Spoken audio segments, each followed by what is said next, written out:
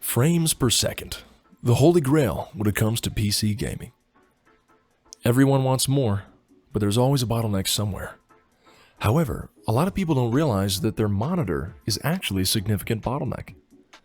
The vast majority of PC monitors run at 60 Hz or 60 frames per second. Did you know that you can overclock almost any monitor, just like you'd overclock a graphics card? That's right, and I'm going to show you how to do it. The first monitor we'll be working on is this HP Pavilion 23CW. It's a 1080p IPS panel that I actually got from a garage sale for 10 bucks, my dude. The next one is the built-in monitor in this Dell G3 I have from 2018. It is also a 1080p IPS panel, although not as good. Now, I'm going to be showing this process with a lightweight, universal program called Custom Resolution Utility, but it can also be done in the same way in either your AMD or NVIDIA control panel. If you have one of those cards, that'll be your simplest option. So, to use CRU, just head on over to Google, search that up. Here's what the page looks like. So go ahead and download that. No installation necessary as it is a portable program.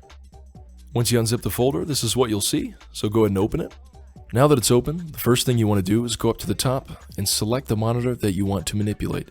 In this case, it's going to be the HP 23CW, so I'm going to click on that one. Now what you want to do is go up to the top where it says Detailed Resolutions. Go down to Add. Now here, you want to make sure that it does say your native resolution of your monitor. In this case, it's 1920 by 1080 pixels at the top, so we're going to go ahead and leave all of this alone. And now what we want to do is go down to Frequency, where it says Refresh Rate. That is what we want to change. So right now it's at 60 Hz, which is the default. And what I typically recommend when you're first trying to do this, go ahead and go up by about 5 Hz at a time and see what you get. So I'm going to do 65 Hz here, and then click OK.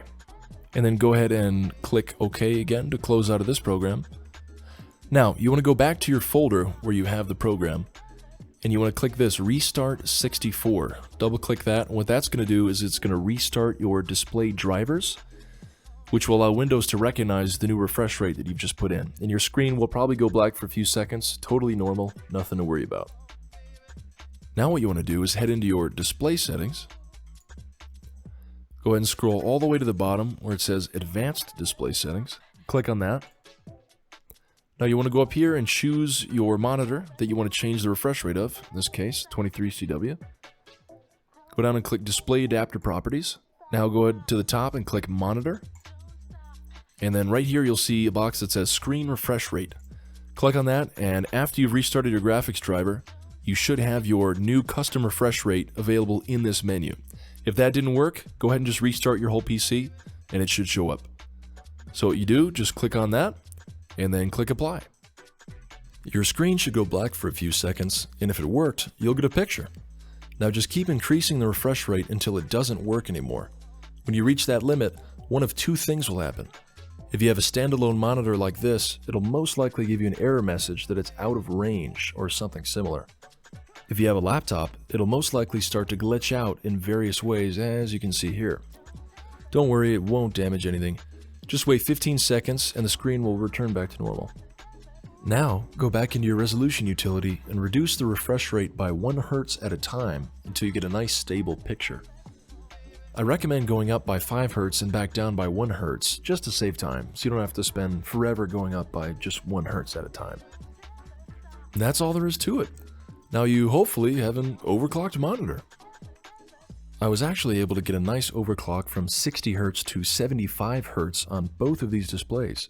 It's not a huge jump, but it's definitely noticeable and it'll make gaming a lot better.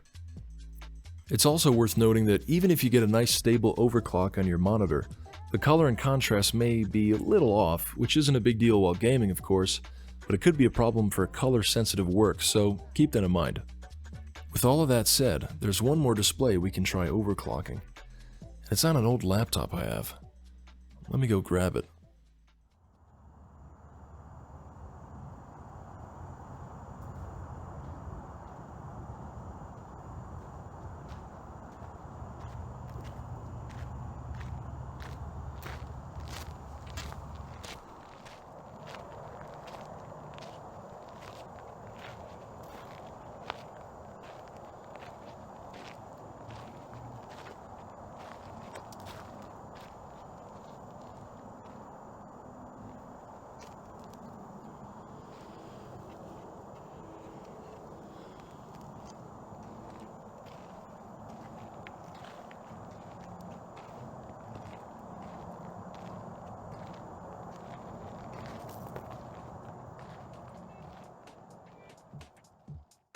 You may remember this 2011 HP EliteBook 8560p from a previous video I did on it.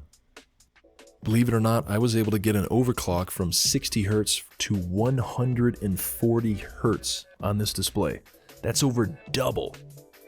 Now, this is a good time to bring up the matter of pixel response times. Even if you can refresh the display faster, that doesn't necessarily mean that the pixels themselves will change state fast enough to keep up. That means you'll have a lot of smearing and motion blur even if you have a high refresh rate, which is exactly the case with this laptop. I was only able to run 2 of my games at 140 Hz on this old pile of shit. The original Call of Duty, as you can see here, which still stuttered like hell, and Richard Burns' Rally, which ran great. There's something ridiculous and cool about gaming at a high refresh rate on a 10-year-old business laptop. Alright guys, thank you so much for joining me, and I'll see you again next time.